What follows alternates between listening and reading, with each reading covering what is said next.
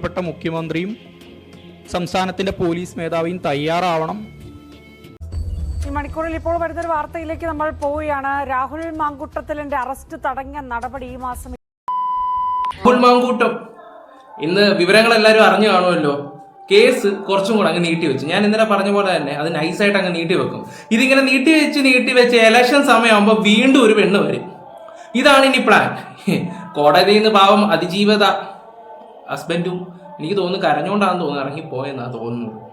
Okay, ഇന്നത്തെ news വെക്കുന്നതിന് മുമ്പ് ഇന്നലത്തെ കാര്യങ്ങൾ ഞാൻ വെച്ച് തരാം. ഇന്നലെ അദ്ദേഹം വന്നിട്ട് ഒരു കാര്യങ്ങളൊക്കെ സംസാരിക്കുന്നുണ്ട്. ഈ പെണ്ണിന്റെ ഹസ്ബൻഡ് അവരെ സമൂഹത്തിൽ എല്ലാവരും കൂടെ നാറ്റിക്കുന്നു. ഇവറ്റകളുടെ ഫോട്ടോകൾ ആരെങ്കിലും കണ്ടവരുണ്ടോ? ആരെങ്കിലും കണ്ടവരുണ്ടെങ്കിൽ ഉണ്ടെന്ന് പറ. ഞാൻ നിങ്ങളോടാ ചോദിക്കുന്നത്, നിങ്ങൾ ആരെങ്കിലും കണ്ടിട്ടുണ്ടോ? ഇല്ല. ഇപ്പൊ വന്നിട്ട് കേരള സർക്കാർ ഇവർക്ക് വേണ്ടി ഒന്നും ചെയ്യുന്നില്ല, അതായത് പിണറായി സർക്കാർ ഒന്നും ചെയ്യുന്നില്ലെന്ന് പറഞ്ഞു മനസ്സിലായി. അപ്പൊ ഇത് ഈ ചെറുക്കൻ ഇങ്ങനെ പറയുമ്പോൾ ഉള്ള കാര്യം എന്ന് വെച്ചാൽ കുറെ ആൾക്കാർ വിചാരിക്കും, ഓ പിണറായി ഇതിന്റെ പിന്നിലൊന്നുമില്ല, അവരുടെ സർക്കാരും കാര്യങ്ങളും പിന്നിലൊന്നുമില്ല, ആ ചെറുക്കൻ വന്നിട്ട് പറയുന്നത് കണ്ടില്ലേന്ന് പറയും. ഇനി ഇവനെ കൊണ്ട് പറയിപ്പിക്കുന്നതാണോന്നും പറയാൻ പറ്റത്തില്ല. കാരണം എല്ലാ യുവറ്റയുടെ തലേന്ന് ഒഴിഞ്ഞു പോകാൻ വേണ്ടി വേണമെങ്കിൽ അങ്ങനെ സംസാരിക്കുന്ന ടീമുകളാണ്. പറയിപ്പിക്കുന്നതായിട്ട് എനിക്ക് തോന്നിയത്. ഓക്കെ, എന്തായാലും രാഹുല് സന്ദീപ് വാര്യറിന്റെ വിഷയം വേറെ കിടക്കുന്ന ആരാണ് പാലക്കാട് മത്സരിക്കാൻ പോകുന്നത് എന്നുള്ള രീതിയിലാണ്. അപ്പം രാഹുൽ സ്വതന്ത്രനായിട്ട് മത്സരിക്കാൻ താല്പര്യം നിങ്ങൾക്ക് ആഗ്രഹം ഉണ്ടെങ്കിൽ എങ്ങനെയാണെന്ന് വെച്ചാൽ നിങ്ങൾ ലൈക്ക് ചെയ്യുക. അപ്പൊ കഴിഞ്ഞ വീഡിയോയിലും 10,500 പേരോളം, സാധാരണ 10,000-15,000 ഒക്കെ വരുന്നതാണ്. എന്താണെന്ന് അറിയത്തില്ല, ഈ ഒരു വിഷയം എല്ലാവർക്കും ചൂടില്ലേ ഇപ്പം. അങ്ങനെ താല്പര്യമുള്ളവർ ലൈക്ക് ചെയ്യുക. പിന്നെ അഭിപ്രായം രാഹുലിന്റെ കൂടെ നിൽക്കുന്നവർ ഉണ്ടെന്നും പറഞ്ഞുള്ള രീതി കമന്റും കൊടുക്കുക. അത്രയും ഞാൻ പറയുന്നുള്ളൂ. എന്തായാലും നമുക്കിനി ഇന്നലെ അവൻ സംസാരിച്ച വീഡിയോ ഞാനൊന്ന് വെച്ചുതരാം.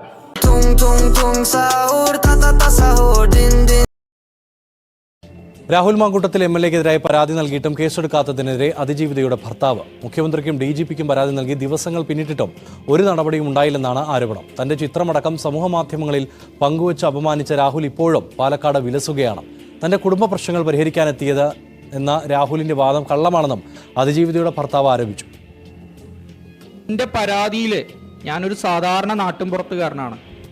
എൻ്റെ പരാതി കേൾക്കാൻ ബഹുമാനപ്പെട്ട മുഖ്യമന്ത്രിയും സംസ്ഥാനത്തിൻ്റെ പോലീസ് മേധാവിയും തയ്യാറാവണം. മെയിലിൽ ഞാൻ അയച്ച പരാതിക്ക് ഒരു മറുപടി തരണം, നടപടി സ്വീകരിക്കണം. രാഹുൽ മാങ്കൂട്ടം MLA-ക്കെതിരെ നടപടി സ്വീകരിക്കണം, എനിക്ക് നീതി തരണം.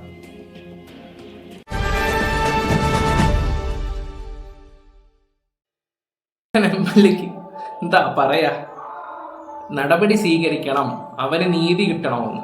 എടാ, നിനക്ക് നീതി കിട്ടേണ്ടത് ആദ്യം സ്വന്തം വീട്ടിൽ നിന്ന് എന്നാ കിട്ടണ്ടേ. അതായത് നിന്റെ ഭാര്യ എന്ന് പറയുന്ന ആ വ്യക്തി ഉണ്ടല്ലോ, അവളിൽ നിന്ന് ആദ്യം നിനക്ക് നീതി കിട്ടട്ടെ. എടാ, ഞാൻ ഇത്ര പറയത്തുള്ളൂ. നമ്മൾ ആണുങ്ങൾ നോക്കേണ്ട ഒരു കാര്യം എന്ന് വെച്ചാൽ നമ്മുടെ ഇടയിൽ ഒരു പ്രശ്നം, ഈ പെണ്ണുങ്ങളും നമ്മുടെ ഇടയിലൊക്കെ ഉള്ള പ്രശ്നത്തില്ല ഈ മൂന്നാമതൊരാൾ കയറി വരുന്നത്. അത് പോട്ടെ, എന്നിട്ട് അവൻ്റെയൊക്കെ പോയി ഉണ്ടാക്കി കൊടുത്തിട്ട് അവളെ എന്തോ പറയണം, അതും കൂടെ ഒന്ന് ചിന്തിച്ചു നോക്ക്. ഇങ്ങനെയുള്ളവന്മാരെയൊക്കെ എന്ത് പറയണമെന്നും കൂടെ നിങ്ങളൊന്ന് ആലോചിക്കുക. തെറ്റ് ചെയ്തത് ആരാ? ഏറ്റവും കൂടുതൽ പങ്ക് സ്ത്രീക്കാണ്. പക്ഷെ അതൊന്നും കൂടെ ആരും പറയത്തില്ല. കാരണം ആണിനെ തൊട്ടാല് പെണ്ണിനെ തൊട്ടാൽ പൊള്ളും, ആ ഒരു ചിന്താഗതിയായിട്ടാണ് പോകുന്നത്. അതാണ് രാഹുൽ ഈശ്വർ മെൻസ് കമ്മീഷൻ ഒക്കെ വരണമെന്ന് പറയുന്നതൊക്കെ എൻ്റെ കാര്യം അതാണ്. ഓക്കെ, എന്തായാലും ഇന്നത്തെ കോടതി സംഭവിച്ചതൊക്കെ ഞാൻ വെച്ച് തരാം. ഈ മണിക്കൂറിൽ ഇപ്പോൾ വരുന്നൊരു വാർത്തയിലേക്ക് നമ്മൾ പോവുകയാണ്. രാഹുൽ മാങ്കൂട്ടത്തിലിന്റെ അറസ്റ്റ് തടഞ്ഞ നടപടി ഈ മാസം 21 വരെ നീട്ടിയിരിക്കുന്നു. രാഹുൽ മാങ്കൂട്ടത്തിലെ മുൻകൂർ ജാമ്യാപേക്ഷയിൽ പരാതിക്കാരിയെ കക്ഷി ചേർത്തിട്ടുണ്ട്. മറുപടി സത്യവാങ്മൂലം നൽകാൻ പരാതിക്കാരിക്ക് 2 ആഴ്ച സാവകാശം ഹൈക്കോടതി നൽകി. NK ഷിജുവാണ് വാർത്തയുടെ വിവരങ്ങളുമായി ചേരുന്നത്. ഷിജു, രാഹുൽ മാങ്കൂട്ടത്തിനെതിരായ ആദ്യ ബലാത്സംഗ കേസിലാണ് കഴിഞ്ഞ ദിവസം തന്നെ കൂടി കക്ഷി ചേർക്കണമെന്ന് പരാതിക്കാരി ആവശ്യപ്പെട്ടിരുന്നു കോടതിയിൽ. അതിപ്പോൾ കോടതി അംഗീകരിക്കുന്നു. എന്തൊക്കെയാണ് അപ്പോൾ കോടതി 21 വരെ ഈ അറസ്റ്റ് തടഞ്ഞുകൊണ്ട് പറഞ്ഞിരിക്കുന്നത്? എങ്ങനെയൊക്കെയാണ് വിവരങ്ങൾ? ഇതിൽ പരാതിക്കാരിയുടെ അപേക്ഷ കൂടി പരിഗണിച്ചുകൊണ്ടാണ് ഹർജി അവർക്ക് വിശദമായ സത്യവാങ്മൂലം സമർപ്പിക്കാൻ വേണ്ടി 21-ലേക്ക് മാറ്റിയിട്ടുള്ളത്. 21-ന് വിശദമായ വാദം കേൾക്കും. അതിനുശേഷം മാത്രമായിരിക്കും രാഹുൽ മാങ്കൂട്ടത്തിൽ നൽകിയ മുൻകൂർ ജാമ്യ ഹർജിയിൽ കോടതി തീരുമാനമെടുക്കുക. പരാതിക്കാരി പറയുന്നത് തനിക്ക് ഈ പ്രതിക്ക് ഏതെങ്കിലും തരത്തിൽ ജാമ്യം അനുവദിച്ച് അത് തന്റെ ജീവന് ഭീഷണിയാണ്. മാത്രമല്ല ഇപ്പോൾ തന്നെ തനിക്ക് ഈ രാഹുൽ മാങ്കൂട്ടത്തിന്റെ അനുയായികൾ, അതുപോലെ അദ്ദേഹത്തിന്റെ മറ്റ് സഹപ്രവർത്തകർ, സുഹൃത്തുക്കൾ എന്നിവരിൽ നിന്ന് വലിയ ഭീഷണിയുണ്ട്. ഒപ്പം തന്നെ സൈബർ ആക്രമണവും താൻ വലിയ തോതിൽ നേരിടുന്നു എന്നാണ് അവരുടെ പ്രധാന ആക്ഷേപം. ഈ കക്ഷി ചേരൽ അപേക്ഷയിലൂടെ അവർ കോടതിയെ അറിയിച്ചിട്ടുള്ളത്. ഈ കക്ഷി ചേരൽ അപേക്ഷ കോടതി അംഗീകരിച്ചു. അങ്ങനെയാണ് അവർക്ക് വിശദമായ സത്യവാങ്മൂലം സമർപ്പിക്കാൻ സമയം നൽകുകയും 21ലേക്ക് കേസ് മാറ്റുകയും ചെയ്തിട്ടുള്ളത്. നേരത്തെ രാഹുൽ മാങ്കൂട്ടത്തിന്റെ അറസ്റ്റ് ഇന്ന് വരെയായിരുന്നു കോടതി തടഞ്ഞിരുന്നത്.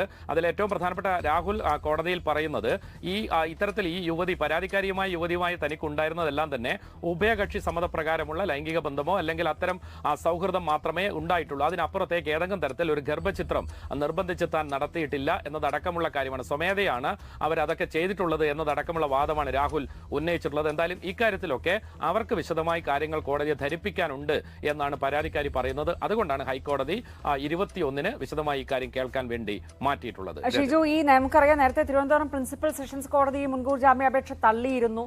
ഈ വാദങ്ങളൊക്കെ അന്ന് ഇവിടെ കോടതിയിൽ വന്നിരുന്നു. തള്ളിയതിനു ശേഷമാണ് ഹൈക്കോടതിയെ സമീപിക്കുന്നതും ഹൈക്കോടതി അന്ന് പ്രാഥമികമായി പരിഗണിച്ച ശേഷം ഈ അറസ്റ്റ് തടയുന്ന കാര്യങ്ങളിലേക്ക് പോയതും. ഇതിനിടയ്ക്ക് ഈ പരാതിക്കാരിയുടെ ഭർത്താവും ഒരു പരാതിയുമായിട്ട് രംഗത്ത് വന്ന സാഹചര്യമൊക്കെ ഉണ്ട്. അതെ, ഈ പരാതിക്കാരി ഇപ്പോൾ തന്നെ പലതരത്തിലുള്ള സൈബർ ആക്രമണങ്ങൾ നേരിടുന്നു. അതേ ചൂണ്ടിക്കാണിച്ചുകൊണ്ട് അവരിപ്പോൾ തന്നെ തിരുവനന്തപുരം സിറ്റി സൈബർ പോലീസിന് പരാതി നൽകിയിട്ടുണ്ട്. രാഹുൽ ഈശ്വർ അടക്കമുള്ള ആളുകൾ, അതായത് രാഹുൽ മാങ്കൂട്ടത്തിലിനെ പിന്തുണക്കുന്നവർ സമൂഹ മാധ്യമത്തിലൂടെ വീണ്ടും തന്നെ അപമാനിക്കുകയാണ്.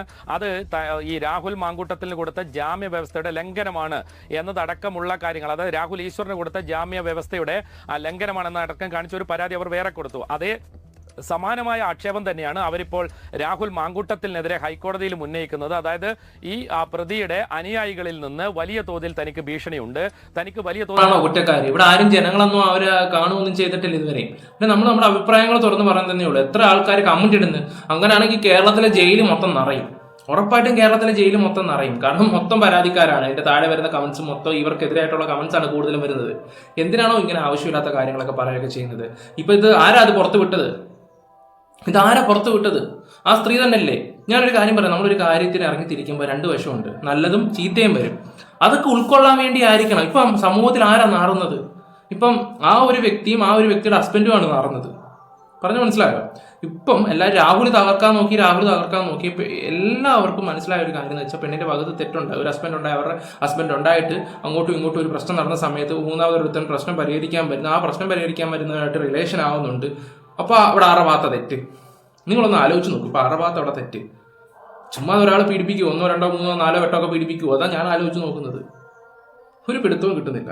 എന്നിട്ട് കുറ്റം മൊത്തം നാട്ടുകാർക്ക്, അഭിപ്രായം പറയുന്നവർക്ക് കുറ്റം. എനിക്ക് അതിനോട് വലിയ യോജിപ്പില്ല. അതിൽ സൈബർ ആക്രമണം നേരിടേണ്ടി വരുന്നുണ്ട്. ഈ പ്രതിക്ക് ഏതെങ്കിലും തരത്തിൽ ജാമ്യം നൽകി പുറത്തുവിട്ടാൽ അത് തന്റെ ജീവന് തന്നെ ഭീഷണിയാണ്. ഇതാണ് പരാതിക്കാരി ഇപ്പോൾ പ്രാഥമികമായി കോടതിയെ അറിയിക്കുന്നത്. ഈ കാര്യങ്ങൾ കേട്ട ശേഷമാണ് കോടതി അവരെ കക്ഷി ചേരാനും മുൻകൂർ ജാമ്യ ഹർജിയിൽ തീരുമാനമെടുക്കുന്നതിന് മുമ്പ് അവരെ കേൾക്കാനും തീരുമാനിച്ചിട്ടുള്ളത്. എന്തായാലും വളരെ പ്രധാനപ്പെട്ട കുറേ ആക്ഷേപങ്ങൾ അവർക്ക് നിലവിൽ ഈ രാഹുൽ മാങ്കൂട്ടത്തിനെതിരെയുണ്ട്. അതായത് നേരത്തെ തന്നെ അത് കീഴ്ക്കോടതിയിൽ അവരുടെ വാദമായി വന്നതാണ്. അതായത് ഏത് തരത്തിൽ അവർക്ക് ജീവന് ഭീഷണി ഉണ്ടാകുന്ന തരത്തിൽ മരുന്നെത്തിച്ചു, ഗർഭചിത്രം നിർബന്ധിച്ച് അത് കഴിപ്പിച്ചു, അത് വീഡിയോ കോളിലൂടെ അത് കണ്ടു, മരുന്ന് കഴിക്കുന്നത് ഇയാൾ കണ്ടു, അങ്ങനെ ഭീഷണിപ്പെടുത്തിയാണ് തന്നെ കൊണ്ട് ഇതൊക്കെ ചെയ്യിപ്പിച്ചത് എന്നതടക്കമുള്ള കാര്യങ്ങൾ ഇവർ നേരത്തെ തന്നെ കീഴ്ക്കോടതിയിൽ അറിയിച്ചിരുന്നു. അത് പ്രോസിക്യൂഷനും അതിനെ സംബന്ധിച്ച് ചില വൈദ്യ പരിശോധന റിപ്പോർട്ടുകളടക്കം ഹാജരാക്കിയാണ് രാഹുലിന്റെ ആദ്യ കേസിൽ ജാമ്യം കിട്ടുന്നത് തടയാൻ പ്രോസിക്യൂഷനും കഴിഞ്ഞത്. പക്ഷേ രണ്ടാം കേസിൽ രാഹുൽ മാങ്കൂട്ടത്തിന് ജാമ്യം കിട്ടിയിട്ടുണ്ട്. പക്ഷേ ഈ കേസാണ് ഇപ്പോൾ രാഹുലിന് വലിയ പ്രതിസന്ധിയായി നിൽക്കുന്നത്. ഈ കേസിൽ ജാമ്യം കിട്ടിയാൽ മാത്രമാണ് രാഹുലിന് പൂർണ്ണമായും സ്വാതന്ത്ര്യം പുറത്തിറങ്ങി പൊതു കാര്യങ്ങളിലേക്ക് ഇടപെടാൻ കഴിയുക. പക്ഷേ പോലീസിന് ഇപ്പോൾ അദ്ദേഹത്തെ അറസ്റ്റ് ചെയ്യുന്നതിന് തടസ്സമുണ്ട് ഈ ആദ്യ കേസിൽ. കാരണം ഹൈക്കോടതി അത് തടഞ്ഞിരിക്കുന്നു. എന്തായാലും 21-ന് ജാമ്യ ഹർജിയിൽ കോടതി വിശദമായി വാദം കേട്ട ശേഷം ഒരു തീരുമാനത്തിലേക്ക് എടുക്കും. അതുവരെ രാഹുലിന്റെ കാര്യത്തിൽ ഇപ്പോഴും ഒരു അനിശ്ചിതത്വം നിൽക്കുന്നു. കാരണം പോലീസിന് അറസ്റ്റ് ചെയ്യാൻ കഴിയില്ല. പക്ഷേ ഒരു തെരഞ്ഞെടുപ്പ് കാലമാണ്. ഈ രാഹുൽ മാങ്കൂട്ടത്തിൽ ഇപ്പോൾ പാലക്കാട്ട് വീണ്ടും മത്സരിക്കുമോ? ഇപ്പോൾ കോൺഗ്രസിൽ ഇല്ല എങ്കിൽ തന്നെ ഈ മത്സരിക്കുമോ എന്നുള്ളത് സംബന്ധിച്ചൊക്കെ നമുക്കറിയാം. അത് ഏത് തലത്തിൽ രാഷ്ട്രീയമായി തന്നെ കഴിഞ്ഞ ദിവസം PJ കുര്യന്റെ പ്രതികരണം അത് വന്നതൊക്കെ നമുക്കറിയാം. അതൊരു വശത്ത് നിൽക്കുകയാണ്. അപ്പോൾ ഇവിടെ മുൻകൂർ ജാമ്യം കിട്ടേണ്ടതുണ്ട് രാഹുലിന്. ഈ രണ്ടാമത്തെ കേസിൽ കൂടി ഒരു മുൻകൂർ ജാമ്യം കിട്ടുമ്പോഴാണ് ഒളിവിൽ പോയ MLA പൊങ്ങിയതും അന്ന് പാലക്കാട് തദ്ദേശ തെരഞ്ഞെടുപ്പിൽ വന്ന് വോട്ട് ചെയ്യുന്നത് നമ്മൾ കണ്ടതുമൊക്കെ. അതുകൊണ്ട് തന്നെ രാഹുൽ മാങ്കൂട്ടത്തിനെ സംബന്ധിച്ച് ഇപ്പോൾ 21 വരെ അറസ്റ്റ് തടങ്ങിയിട്ടുണ്ട്. പക്ഷേ അതിനപ്പുറം കോടതി എന്തൊക്കെ നടപടികൾ സ്വീകരിക്കലേ കോടതിയിൽ നിന്ന് തീരുമാനം വരും എന്നുള്ള ഏറെ നിർണായകവുമാണ്. കോൺഗ്രസിനെ സംബന്ധിച്ച് അദ്ദേഹം ഇപ്പോൾ പാർട്ടിക്ക് പുറത്താണ്. അതായത് രാഹുൽ മാങ്കൂട്ടം കോൺഗ്രസ് പാർട്ടിയുടെ ഏതെങ്കിലും ഒരു കമ്മിറ്റി ശക്തമായി തിരിച്ചു കൊണ്ടുവരണമെന്ന് ജനങ്ങൾക്ക് നല്ല ആഗ്രഹമുണ്ട്. പക്ഷേ കോൺഗ്രസ് അടുപ്പിക്കത്തില്ല. കോൺഗ്രസ് അടുപ്പിച്ചില്ലെങ്കിൽ ഉറപ്പാണ് രാഹുൽ ഫ്രണ്ട്സിനോടൊക്കെ പറഞ്ഞ് എന്താണെന്ന് വെച്ചാൽ സ്വതന്ത്രനായിട്ട് മത്സരിക്കും എന്നുള്ള രീതിയിലാണ്. സ്വതന്ത്രനായിട്ട് മത്സരിച്ചാൽ രാഹുൽ ജയിക്കുകയും ചെയ്യും. അവിടെ അഥവാ രാഹുൽ ജയിച്ചില്ലെങ്കിൽ അവിടെ BJP കയറും, ഉറപ്പാണ്. കാരണം അവിടെ സന്ദീപ് വാര്യറിനെ പോലെ ഒരുത്തനെ കൊണ്ട് നിർത്തുമെന്ന് ഇങ്ങനെ പറയുന്നത് കേട്ടായിരുന്നു. പക്ഷെ സന്ദീപ് ബുദ്ധി ഉണ്ടെങ്കിൽ അവിടെ നിൽക്കില്ല എന്നാണ് എൻ്റെ ഒരു അഭിപ്രായം. 100% കാര്യമാണ് ഞാൻ പറയുന്നത്. സന്ദീപിന് ബുദ്ധി ഉണ്ടെങ്കിൽ സന്ദീപ് അവിടെ നിൽക്കത്തില്ല. ബുദ്ധിപൂർവ്വം സന്ദീപ് അത് കളിക്കും, അത് ഉറപ്പാണ്. ഉറപ്പാണെന്ന് പറഞ്ഞാൽ ഉറപ്പാണ്. പക്ഷെ എന്താ പറയണ്ടേ, കേരളത്തിലെ ജനങ്ങളോട് എനിക്ക് ഒന്നും പറയാനുള്ളൂ. രാഹുലിനെ ജയിപ്പിക്കാവുള്ളൂ. അവിടെ രാഹുലിനെ ജയിപ്പിക്കാവുള്ളൂ. അയാൾ പുഷ്പം പോലെ ജയിക്കണം. ഓക്കെ, എന്നാലേ ഗുണം ഉണ്ടാകത്തുള്ളൂ. എന്തായാലും കോടതി ഇനി 21 നീട്ടി. എന്തായാലും നമ്മുടെ അഭിപ്രായങ്ങളും കാര്യങ്ങളൊക്കെ നിങ്ങൾക്ക് ഇഷ്ടപ്പെട്ടിട്ടുണ്ടെങ്കിൽ നിങ്ങൾക്ക് അത് കമന്റ് ബോക്സിൽ രേഖപ്പെടുത്താം. നിങ്ങളുടെ അഭിപ്രായങ്ങളൊക്കെ നിങ്ങൾക്ക് എന്തെങ്കിലും പറയാനുണ്ടെങ്കിൽ മെസ്സേജ് അയക്കാം. അപ്പോൾ വീഡിയോ ഇഷ്ടപ്പെട്ട ലൈക്ക് ഷെയർ സപ്പോർട്ട് ചെയ്യാം. Bye, love U.